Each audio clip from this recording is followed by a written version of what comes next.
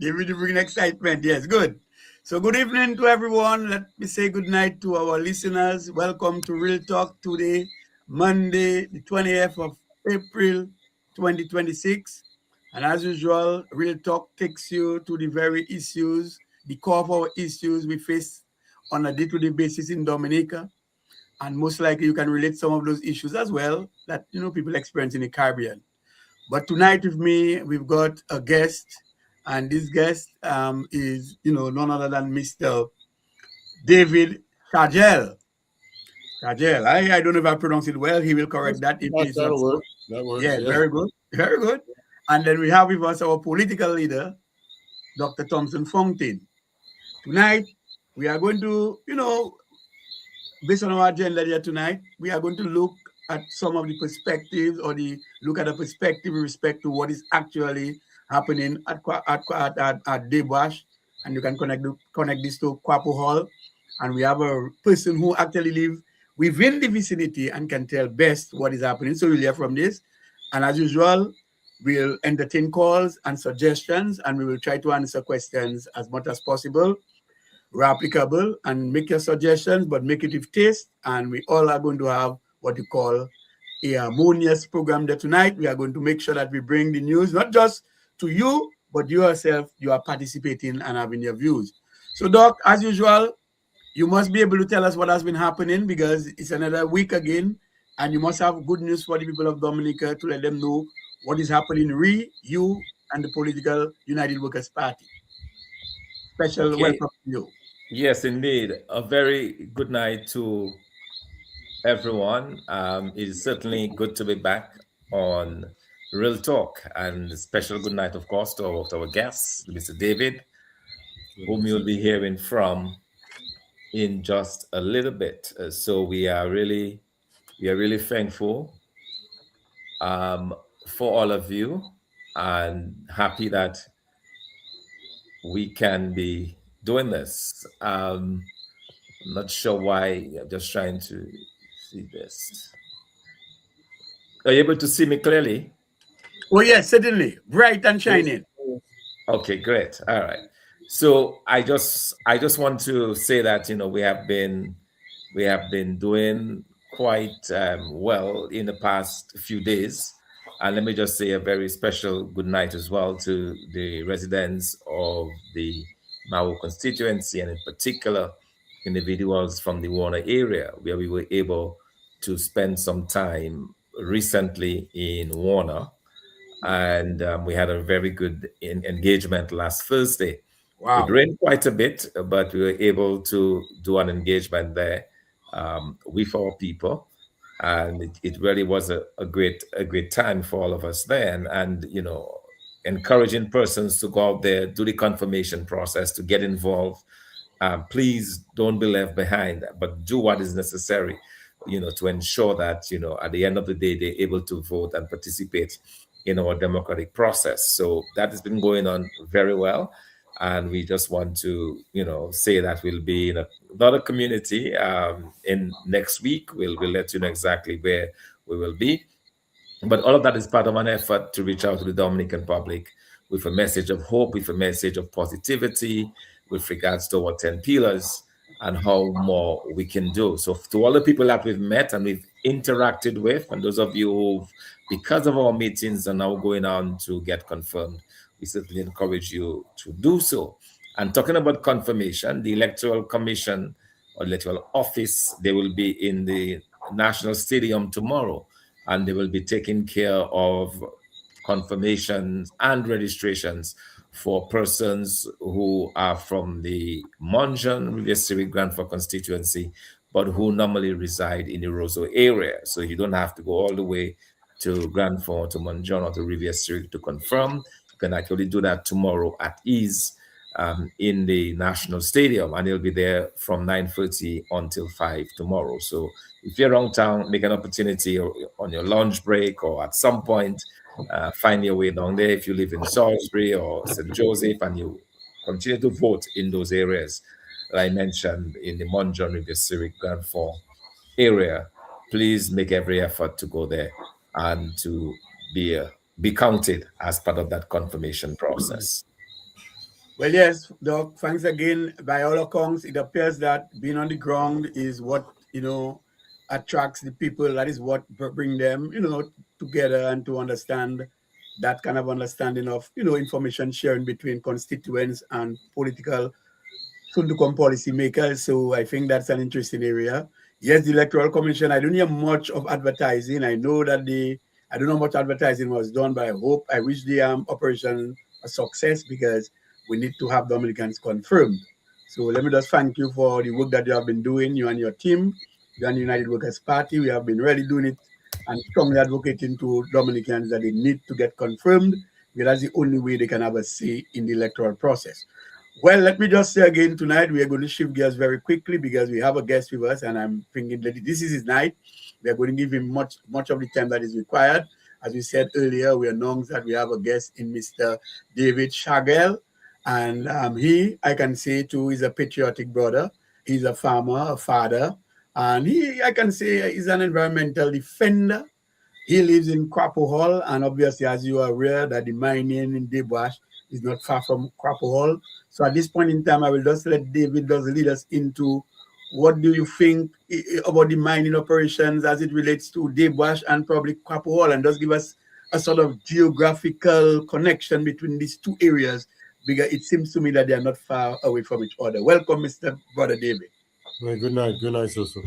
Um, well, so Cropper Hall is part of the Hutton Garden Estate, and above Cropper Hall, and what is the upper part of Cropper Hall and the lower part of St. Mary River, is where they began this quarry mine thing, and it's going to go all the way across from there to Deux Branches eventually.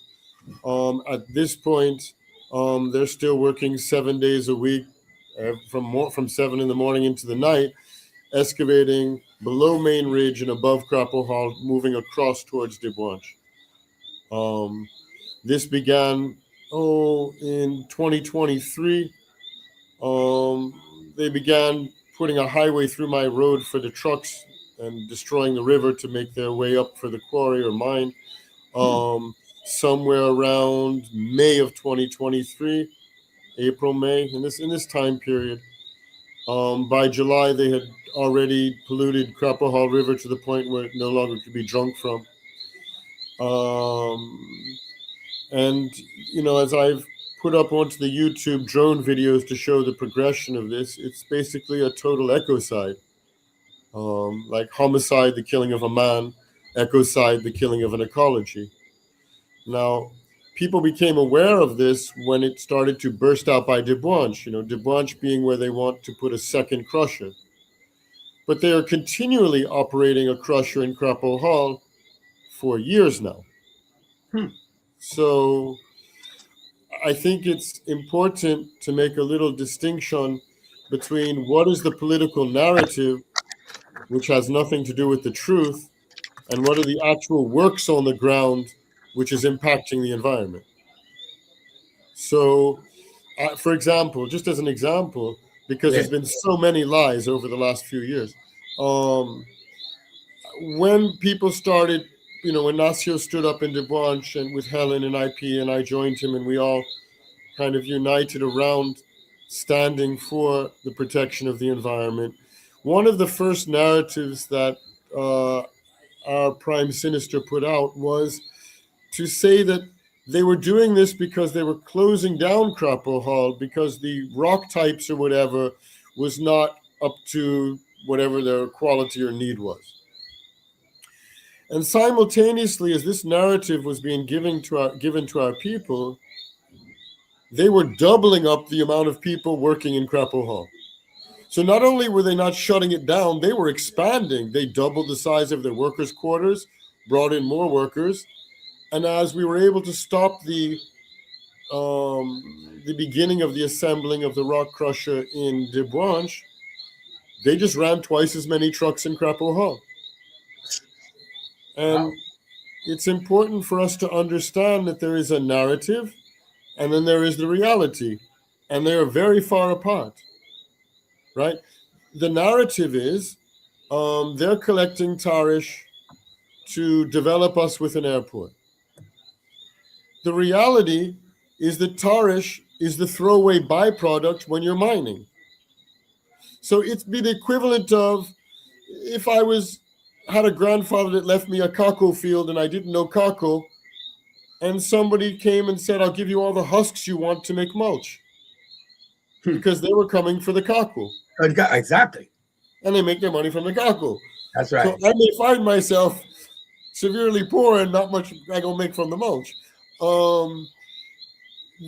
The Chinese have no intention of just developing some little project for us.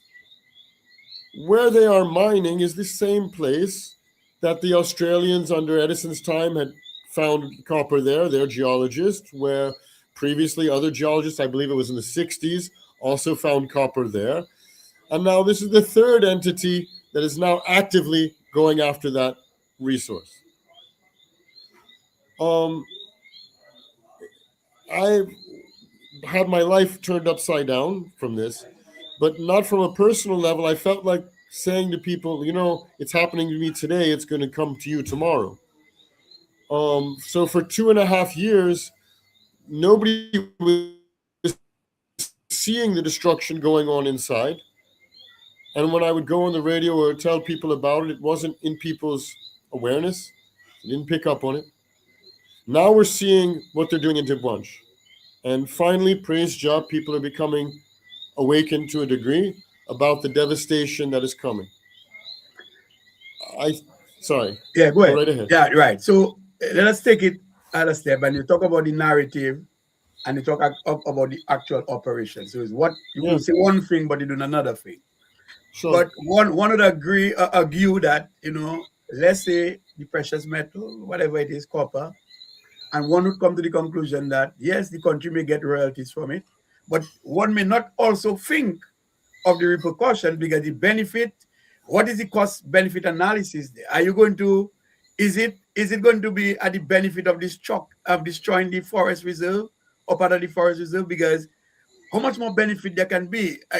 Does the benefit of copper, if at all they succeed, be more than the actual degradation of the environment? So put us in that kind of Sure. Yes. Sure, but I want to open the aperture a little bit from that to first say who would have the control over that mineral is a fundamental issue. That is correct. That leads us towards sovereignty and about control over resources.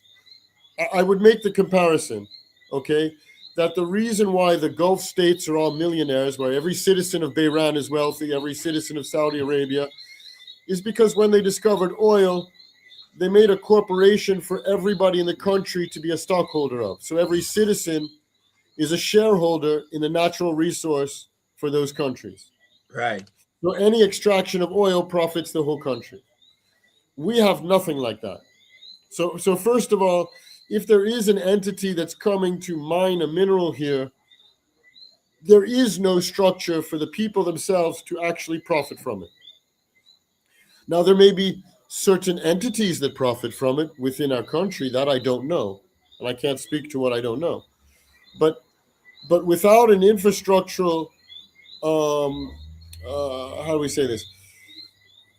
Without having control over who would profit from the mineral, we could almost guarantee that it won't be us.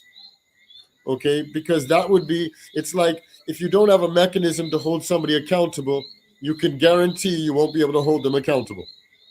It's the mechanism that is empowering for us as a people to be able to profit from whatever resource, whatever entity would want to take. In this case, it's quite clear that China has no interest in respecting our constitution or our laws, neither their puppet who they have in place. I would give the very factual example so that we don't have any confusion. Yes. That when me and Nasio were blocking the truck from going into the Chinese work site, there had already been a stop order since December at that point. And when the police are sent to then escort the Chinese truck to the site, it is using our police to help the Chinese go over our constitution and break the stop order.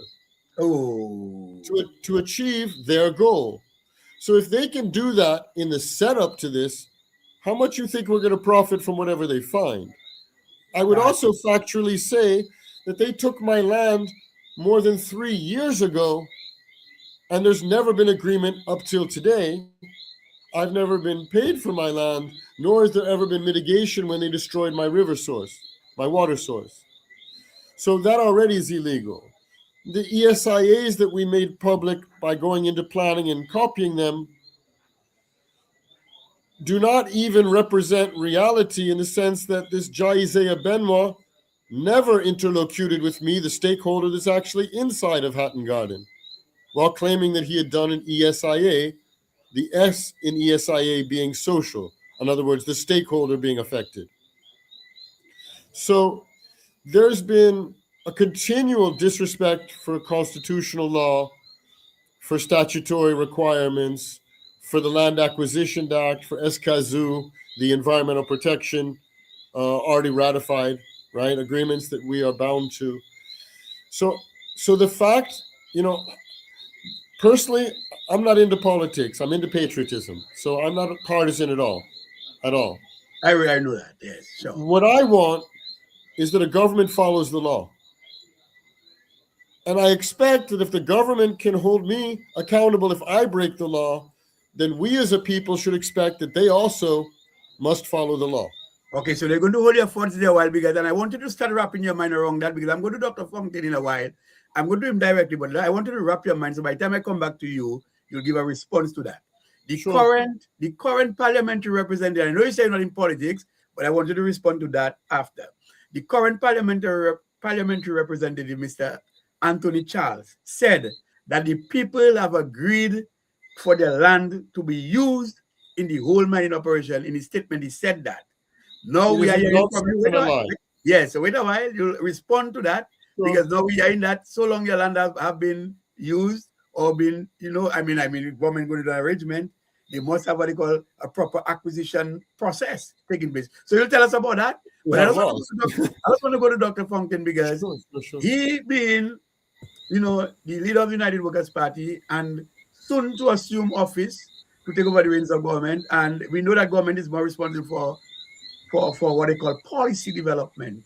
And Doc, I know that you have been advocating for preservation of the environment, and also your heart is for to preserve the nature island of the Caribbean. By no means we should call ourselves nature island, and we are in this state. So your perspective with respect to what is going on at Deux Branches, and being, heading now soon to government, and your government, you can assure the people that your government will actually ensure that the policy regarding preservation of the environment will stand, because a lot of people have been disgusted with what is going on.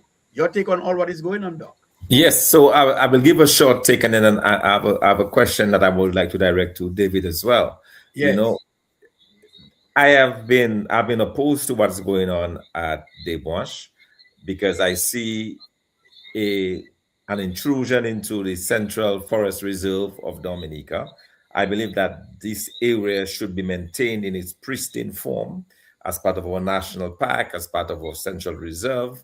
But more importantly, it is not in keeping with the nature isle aspect of this country.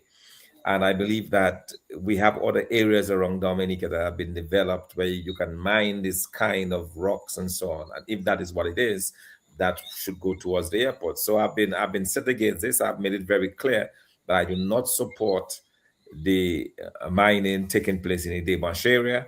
I believe it has too many serious impacts, including on our waterways, on our river. This is a big catchment area.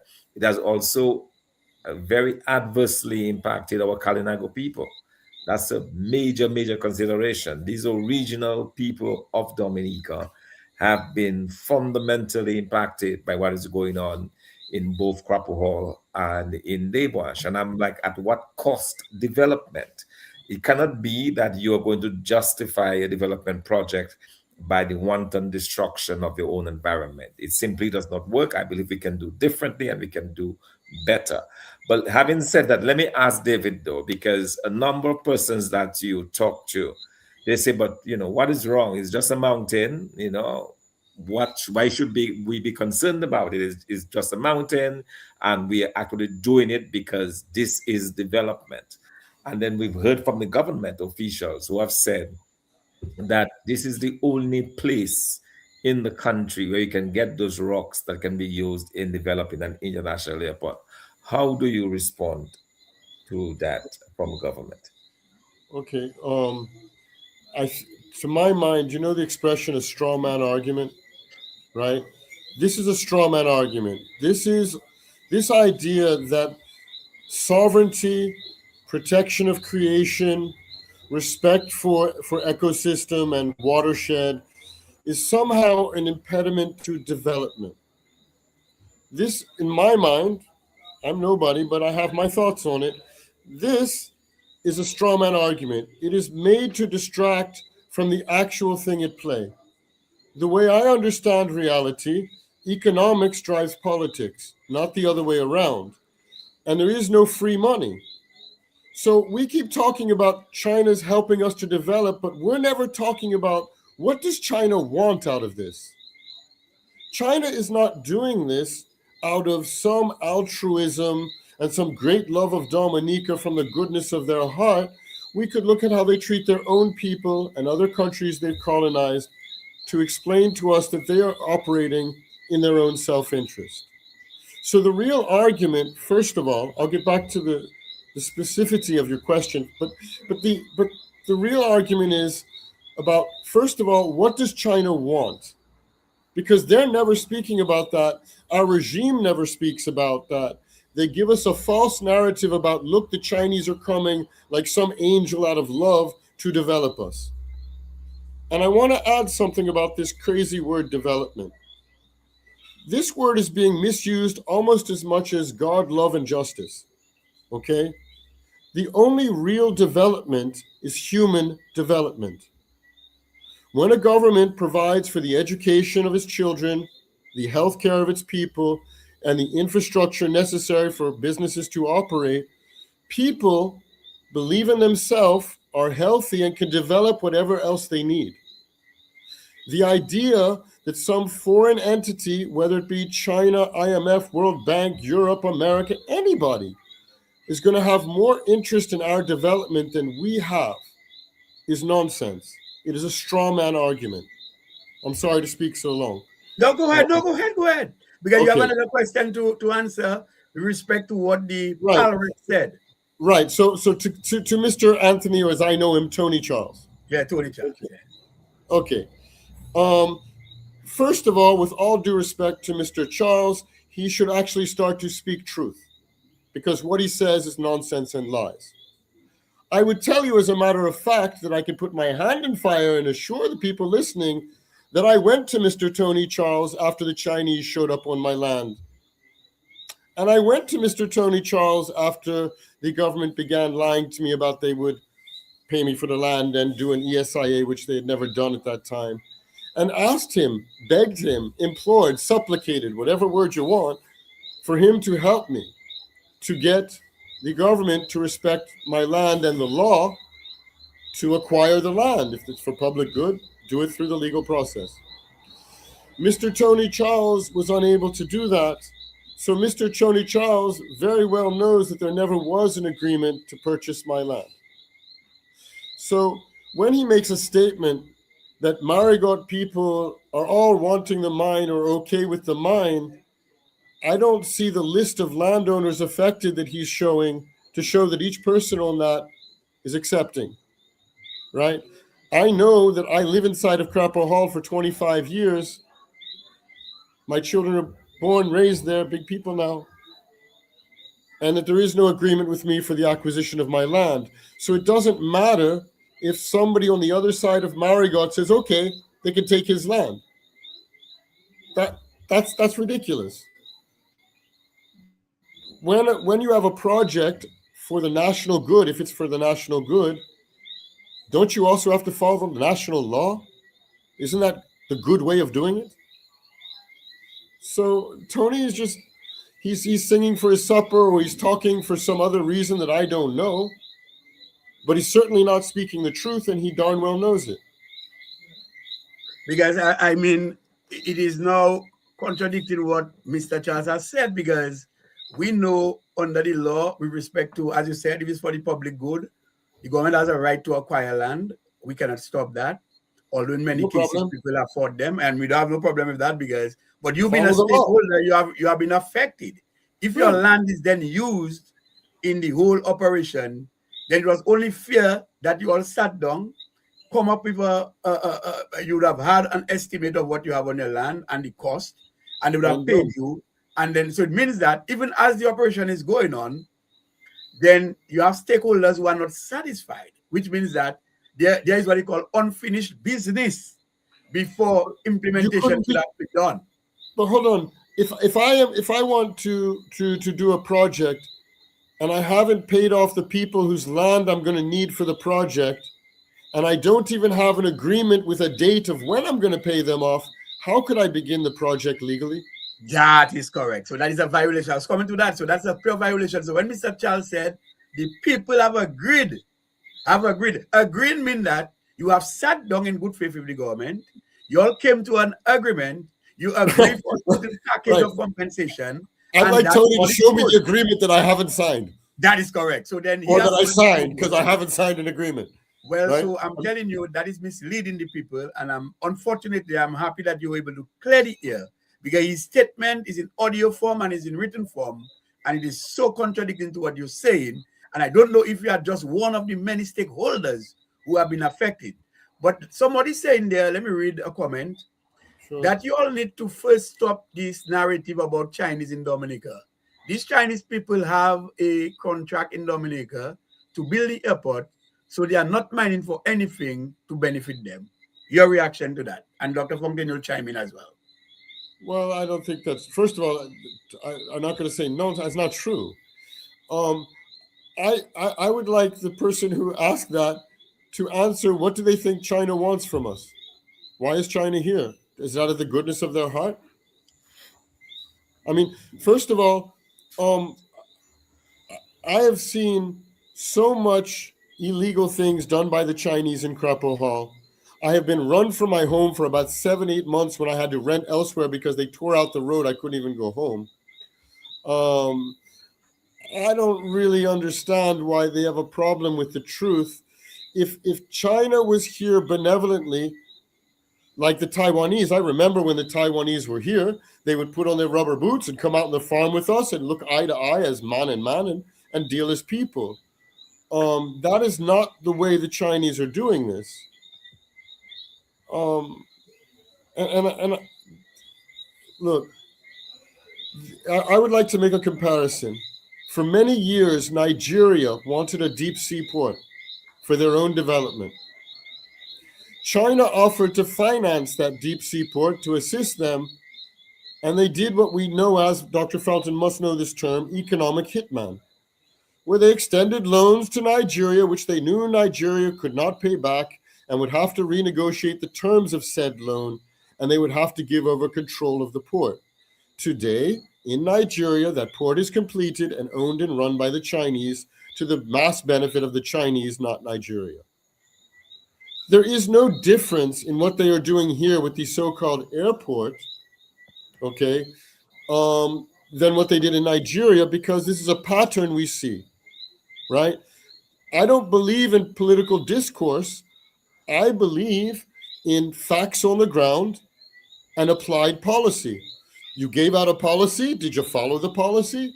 There's laws. Did you follow the laws? That I can observe and know whether it's true or not. Yes, indeed. And you know, unlike David, you know, I think what they call is trying to insinuate that somehow we're bashing the Chinese. I don't think that's what we are doing, because I believe ultimately the integrity and the safety and the preservation of Dominica is in the hands of the government of Dominica. Can I ask Dr. Felton a question? Sorry, go ahead. Yes, sure. Yes, David, please go ahead. Do you believe that the Chinese have any respect for our Constitution, much less our notion of human rights as citizens? Because that doesn't exist in China. So do you have the impression that they are now considering our human rights and our constitution like private land ownership, which doesn't exist in China? Right, Do but they consider that for us? yeah, but the point I'm making is that ultimately those responsibilities of the government of Dominica, whatever the Chinese believe, they cannot, in other words, they should not be here imposing what they believe on us, because between them and us is the government, and the government is supposed to ensure that our laws are followed, because within our constitutions we do have the private whole land holding Right. act. We do But they've have those, disregarded it. I mean, the proof we is in do the have that. pudding. But the proof is in the pudding. The proof is in the actions that they have taken and continue to take. Right, but Right? if they're taking those I respect actions, my argument is that they're taking those actions if they're allowed to by the government, I because agree the to that. government should be protecting the people based on the constitution that we have. Agreed. But again, the facts on the ground is that our sovereignty has been hijacked by the Chinese. I mean, again, we keep running into a problem. I run into a problem. Let me speak for myself. I can't speak for anyone else, Lord knows. But I have a problem when we get to the point where the truth is not only an offense and it's not a sin, but it may be considered criminal to speak it. And that becomes a problem, because if we want to have real talk, if we want to have a real discussion about the real situation, then we must talk about colonialization and the one China policy, and how communist China does not have allies. It has countries that it has control and sway over, and it has influence in places where it can buy influence, but it has no allies the same way that Soviet Union did not have allies. It had countries that it controlled under the Iron Curtain, its version of one China, right? The Sovietic, okay? Or it had adversaries. Now, if we all are old enough to remember the Taiwanese being here, we're all old enough to remember the undiplomatic rejection of the Taiwanese and the undiplomatic throwing out of the Taiwanese, the rushed acceptance of China, and suddenly we are a member of the one China policy. So And everything David, that's happened after that is a result of this. We should, I mean, look, if I get arrested for the truth and the truth is illegal, then we're in more trouble than people really realize.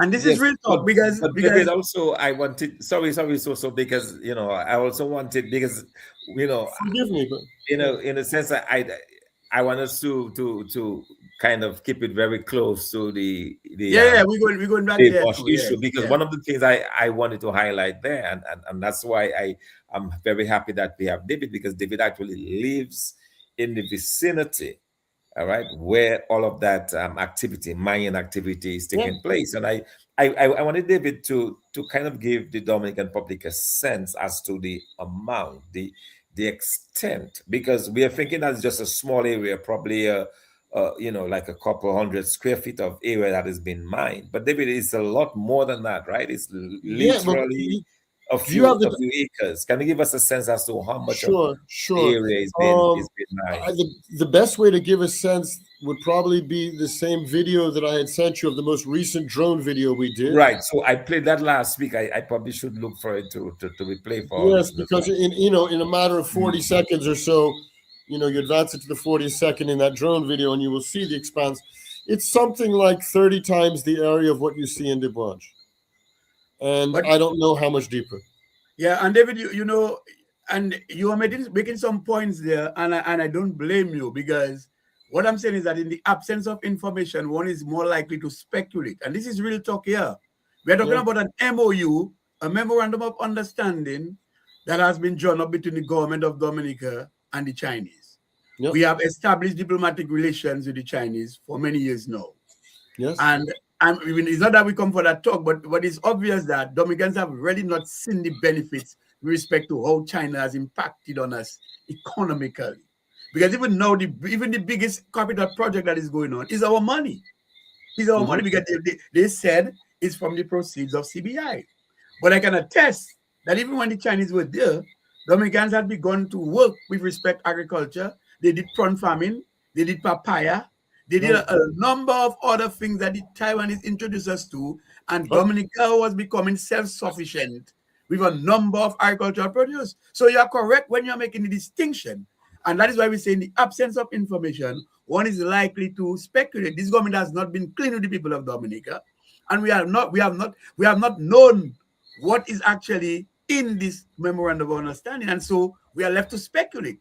So when you say the things that you say, you are not far from the truth. You are not far from the truth, or it could well be the truth. Well, I would say that if we are not a colony of the Chinese, I'd like someone to explain to me how come the Chinese do not respect our law? Because if the government is only having an agreement with the Chinese and the Chinese are coming to develop us as just some kind facilitator, why do they pay no attention to the law? Yes, and going back to that point, people just think it's about a mountain that is being, ravaged, and it's the watershed. It's a watershed, exactly. So we come into that. Once you take out the water, look, if I don't have water to drink, it doesn't matter if I have shoes or I don't have shoes, I'm dead. That is correct. And so doesn't matter if I have a TV. Yeah, as you cut in trees, so the water is depleting. The water source is depleting. Oh, I don't mean that. No, but it's much worse than that. It's much worse than that. They're going down. They're going down to get the volcanic core, which is where they will be able to extract the dense minerals. So when you're doing that and all of our water source and river is coming through that volcanic stone, you are simultaneously killing the watershed. So this is not about erosion or deforestation. No. This is something much more profound. And you could look at Guinea-Bissau and other places that have been mined and see exactly the ecocide and devastation, the crater that is left. We see this in Africa from copper mining, right?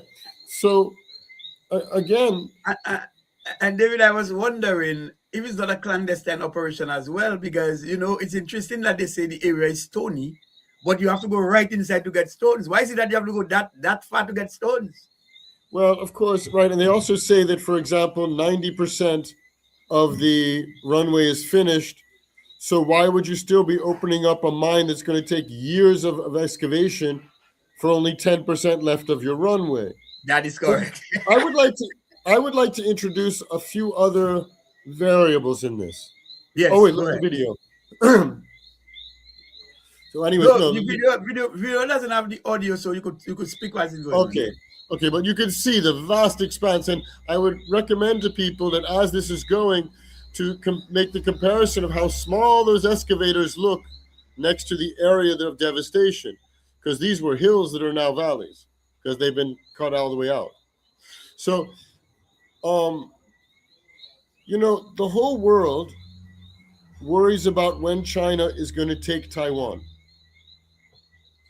China can't take Taiwan until it has military leverage against America, because America has military bases in South Korea and Japan to protect Taiwan. So I hear a lot of talk about airport, but think about it from the Chinese point of view. Why do they want to have a runway in a 7-minute hypersonic missile flight from Washington, D.C. here? Again, we are asking the wrong questions. We're arguing about whether these people are coming to help without ever asking what do they want. Yet we know there's no free money. My brother, if I came to you and said, I'm giving you $1,000 for nothing, wouldn't you be suspicious? Of course. Wouldn't you wonder what con am I running? What kind of crazy kunu-munu con I trying to run on you? Am I taking you for a fool? There's no free money. But yet somehow we believe that a country is going to come and spend billions of dollars on us out of their good heart. That's crazy. There's no free money. Look at this. Look at it is interesting. Let us be real about it. I mean, what I'm seeing there, it is not that you're coming for stones to just go, because I think all that little infrastructure there. That's Deux Branches where he's showing right now. Yes. I'm seeing all that. But these things which have been installed there raises my suspicion. Yeah, but exactly. But if it's just stones you come for, it's just about a car. You should not just have excavators and trucks going in and out. That's all you should have. Well, that looks like sifting stuff there. I mean, this looks like water has to go there, and you have a certain level of filtration. You have to have water. Just But that's to deal with the byproduct. That's not to deal with the mineral. We don't have a high enough level of electricity to run a smelter to extract copper and rare earth minerals. But to get down to that volcanic level is going to be about 2,500 feet of excavation. So what do you do with all the materials, the byproduct, just like the husk of the cocoa? What do you do with that? Well, you crush it. And that's what we're seeing there in Deux Branches, and that's what's running in Crapo Hall. But and you notice we are not dealing with the technical aspect of it, because the point is the experts have already spoken about it. You had Miss Janelle Brisbane and the other experts talking about Gary Augustin, talking about the technical aspect, the degradation part, the environmental impact assessment, and so on. On one of these, we know about the technical part, we that for the expert, but just common sense, just what we are seeing. Can somebody tell me what is really going on there? Something is going on we don't know about, Doc. But something is going on there. But most of it is. Look, I believe that if somebody lied to me 3 times, maybe the first time they got nervous, maybe the second time they were worried, the third time they're a freaking liar. There's no more excuses. There's no nothing. So if you're lying for 20 some years, I'm not going to listen to the next lie. I'm not going to entertain the next false narrative. That's the distraction. That's what keeps us busy arguing between each other instead of stopping them from destroying us. Remember, they're just playing for time.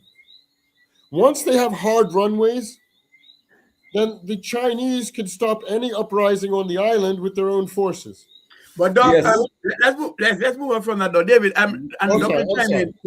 let's get it now. In terms of what I wanted to read something there, because as I'm looking at this image, right, what strikes me is the extensiveness of this operation, because when you drive past, as you can see, when you're driving past, you don't see that vast expanse. No, you don't see that. So it looks like it's just this little area of the mountain, but they've done extensive mining. And David was telling me when I spoke to him some time ago that this goes on practically 24/7, 7 days a week. 7 days a week, from 7 in the morning to 9 at night, generally. Wow. Yeah. I mean, my house is cracked up from the dynamite, a lot of which happens in the night. Again, they have to compensate you for that. But David, you have witnessed the strength of Hurricane Maria, Category 5 hurricane. And you saw the level of devastation we have had. And even when people were passing, they saw the devastation, and some persons felt that we would not have recovered that soon. Although in all respects that with the vegetation has come back and the trees have grown, the vines have come back. But we know that there are a lot of shrubs and there are a lot of trees that have died. What is the estimated time for recovery for that kind of operation? That is a man-made disaster. Well, that's why we call it ecocide. I mean, look, a hurricane is not really a disaster. It cleans the forest. It's terrible for us. But humans create disasters that are irreversible. So just like nobody can create a river, or, nobody, this is God's work. So,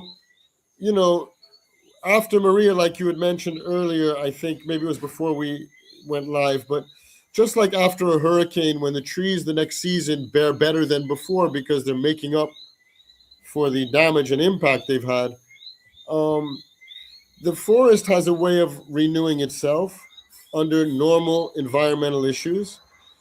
But when you excavate at this level, when you quarry and mine at this level, that's irreversible. Or if it's not irreversible, we're talking about thousands of years for the earth to remake itself, but way beyond our ability to live through. Yes, and somebody's saying there, and somebody's making a point that we already have existing what they call quarries around the island. We have in Collio, we have also lower down Collio, we have twin Collio, we have Paris and them doing something at West Point there in Massac, and then you have in Point Michel that operations.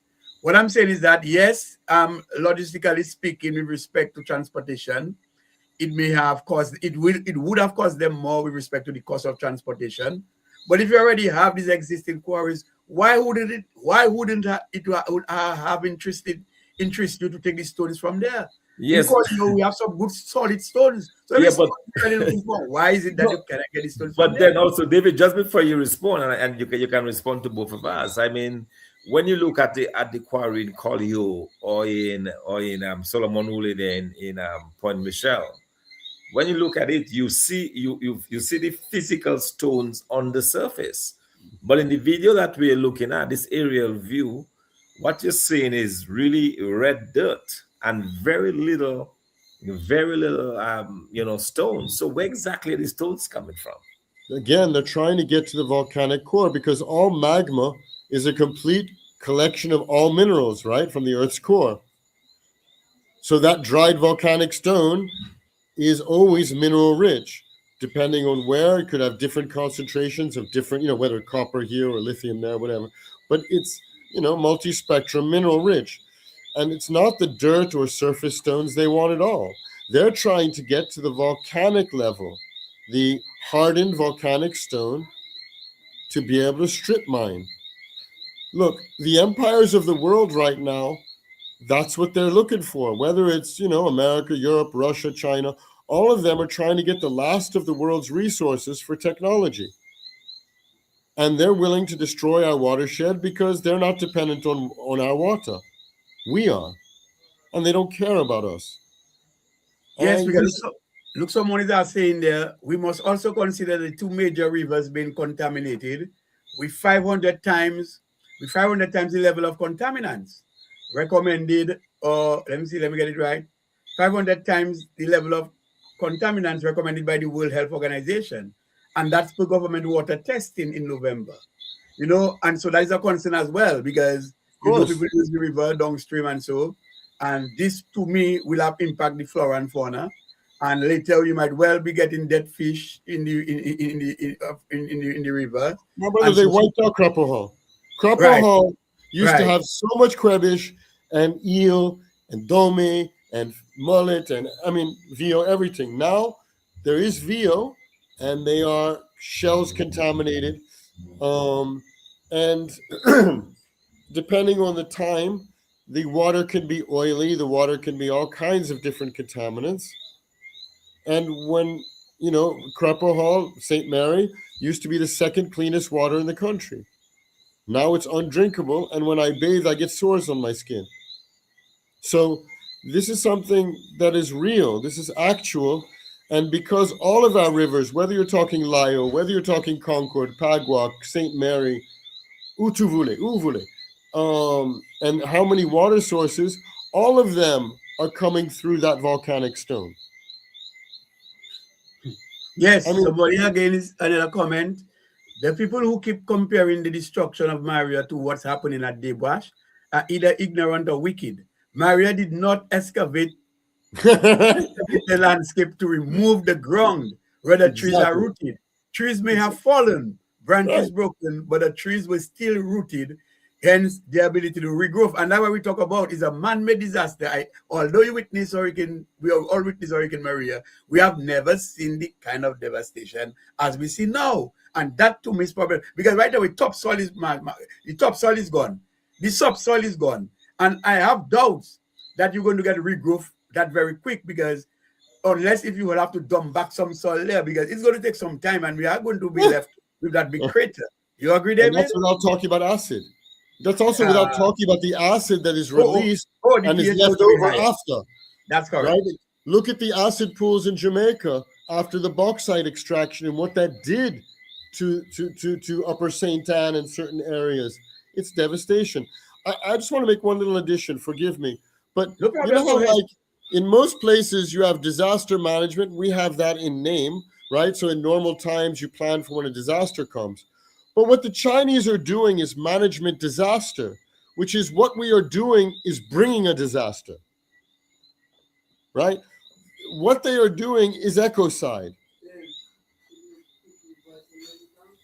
Sorry. What they are doing is ecocide, right? Yes. And there is no way to reverse that. The only thing we can do is stop it at where it is now before it gets so deep that we start creating acid pools and other problems that are really god awful. Yes, it's very sad, and Doc, what I'm seeing, and you see, again, they thought that we're not able to see what is happening inside because it's all hidden. Because when you pass, the bush area, you see one two little things, but really they are in there digging and digging and digging. And I think the government must come really clean to it. I mean, it's really raising suspicions, with respect to how people think of what is going on. We are not against the development, but it's not about development at any cost. Bearing in mind that Dominica is branded the nature island. The World Heritage Site we have in Dominica that was given by UNESCO, I think, named Dominica one of the World Heritage Site. And I don't know what are the implications if we continue to do this, put wounds in nature, if at all the title can be withdrawn. And I don't know if at all they have to do periodic evaluation to see if we can sustain the title. So I'm very worried about where we're taking Dominica. Yeah, me too. Doc? Yes, absolutely. So it is very concerning. I mean, I'm looking at this and I'm looking at the extent of the destruction, and apparently not only that. I mean, if you're getting some stones for a runway, you would think that would be just a very temporary type of movement, right? That's right. Because it's probably 10,000 feet of asphalt that you're gonna have to put down, or stones you have to put down. But when you look at the kind of structures that are going on there, it looks like they're preparing to be there for 50 years. Absolutely. I mean, that cannot be anything of a temporary nature. You don't invest that much money in something that's temporary. Temporary, exactly. I mean, these are some serious heavy duty types of equipment that we're seeing there. Yeah. And it is nothing even compared to where we have the other quarries that's already on site in Dominica and already being developed. So something does not sit right with all of this. And in fact, in our letter that we wrote to the government demanding a halt to the mining, we suggested that this is the area that has been identified as having these very large quantities of copper, and we were thinking aloud whether or not that is in fact the case, that this has nothing to do necessarily with the airport, but everything to do with getting nearing rare earth material as well as copper. Yeah. And that is, but the extent of that destruction, I mean, look at this. This is mind-boggling. And then you wonder about the potential for landslides, for all of that material coming into the river. And once the river dies, it takes over 100 years to rebuild itself. Yes, again, point. Go what ahead. do the Chinese want? I would like to hear from our government. What do the Chinese get out of this? What do they want? The argument is always presented as if somehow we're against development because we want to protect creation. The real question is, what do the Chinese get out of this? What are they seeking? None of us with an adult head believes they're doing this just out of good heart. Okay? That's not... People who do things out of good heart like the people they're doing it for. The Chinese won't even watch us in our face. They won't even speak to us. They look at us like and treat us like we're inferior. When the Taiwanese were here, they were like brothers. They walked with us, worked with us, stood with us. A man who doesn't... If a man comes into my home and will never look at me or my children in their face, he's not there out of love. He wants something that's in my home. Yeah, and then let me see. We are having some more comments here. Okay, somebody saying there mercury, arsenic, cadmium levels are through the roof in Pegua and Concord. Yes, tributaries are also connected. We are talking water poisoning for years to come, intolerable. We have existing quarries for stone today, and just to support this point, and people understand the impact this is having on the ecosystem with respect to what they call reclamation challenges, because you now do that destruction, but is the repairing time of it, is recuperation. Knowing that one, Dominica is a little disadvantage with that kind of operation in that we already are rugged terrain. The topography is such that it is slopey, and that you know what is going to happen when you have torrential pause. And so we already see the land is already exposed to that kind of movement of soil. And as you said, David, just soil erosion is just one factor, but as you say, it's just a big factor as well, because already Of course. see the expanse of excavation that has already taken place. See the expose of the soil that has already taken place. This is a recipe for what you call things to come. And there's no doubt that what we saw or what we are seeing there is evidence of a disaster, an impending disaster after they have done all of this. Do you agree or you disagree? No, I agree. I mean, I am 100% aware that the Chinese will work exactly to their desires and needs with no consideration of the effects on us as a people and on the creation that we depend on. I have no doubt in my mind that that is not one of their considerations. They are doing this for their own agenda, for their own national needs. It was interesting that when the Chinese ambassador made the video directly to us, the Dominican people, after 20 years of never speaking directly to us, that he kept talking about Chinese growth rate and how fast China's GDP was growing and all of this. That shows who he's representing. He's not representing our growth. He's not representing our development. The Chinese are here for their own GDP. The Chinese are here for their own political and national economic agenda. They're not here for ours. I would like, again, to be told, what do the Chinese get out of the deal? Okay, so the memorandum of understanding was kept secret, most likely because it has a security clause. Because back when we were independent farmers, we would have never accepted a security clause, which says that if their investment is threatened, they can use their own security forces to protect it or such, which of course they would put into that because they're not going to give billions of dollars without a security clause. But back then, we were independent farmers. We were self-determined, filled with dignity. Every fisherman, every farmer felt like a king. And we would have not accepted that any other country could impose that on us. So they kept it secret. But Yes. we should have no illusions that if you're hiding something, it means you know what you're doing is wrong. My grandfather said to me when I was little, if you're keeping secrets, then you know what you're knowing is wrong. If you're hiding it, it's your conscience that is guilty. So if That is after correct. 20 some years they cannot be open and transparent, then we should not wonder if there's a secret. We should not wonder if they're being nefarious. We should know that. Right. And Simply. so we have a former minister with us joining, he's joined the program, and he's actually saying this.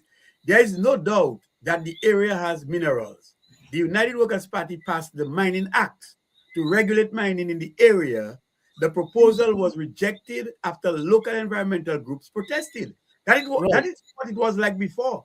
People actually protested, and it's the same Labour Party people who protested. Today you have Dominicans protesting against that very same thing which they did in the past. They're actually saying that people are against development.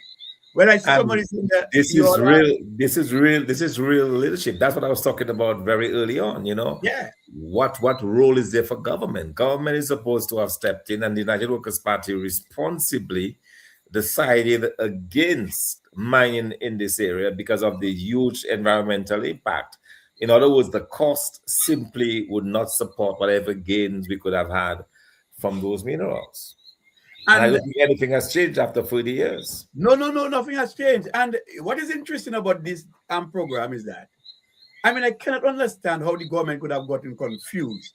Where you allow the project to go forward without supervision, and then now you realize that you have encroached in the Central Forest Reserve by already digging about 1 acre. We heard that, by the way. We heard that from Mr. Glenroy, who said that the only thing so far we've learned is that we have been in about 1 acre or so into the forest reserve.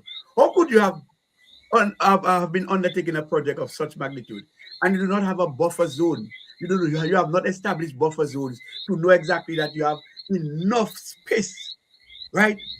You have buffered the Central Forest Reserve, so that means it should be untouched. And you've got, by the way, as David rightly said, the project was stopped because it seems to me that they had considered about certain things. Why that clandestine operation? What is happening at Deux Branches? what is happening at Crapo Hall. Why do we do that? And you see, the strategy there is to use the international airport as a face to continue to have destruction into the forest, Central Forest Reserve. So right away now, they're trying to tie it up with the airport as if people are against the airport. We are not against the airport. We are saying Dominica has enough stones, and we know there are other areas that will give us the stones that we want. But gentlemen, we are actually running out of time. But let me just see if I can take some of the other calls. What will Dr. Fontaine do when he's in power? Well, so it's possible the person asking now missed the first part of the program, but I was very clear that the United Workers Party government under my leadership would not allow that kind of destruction of our environment. I believe that we need to preserve what is uniquely ours, and we cannot, in the name of progress or development, seek to destroy the very thing that this country is so blessed with, which is our water and our natural beauty.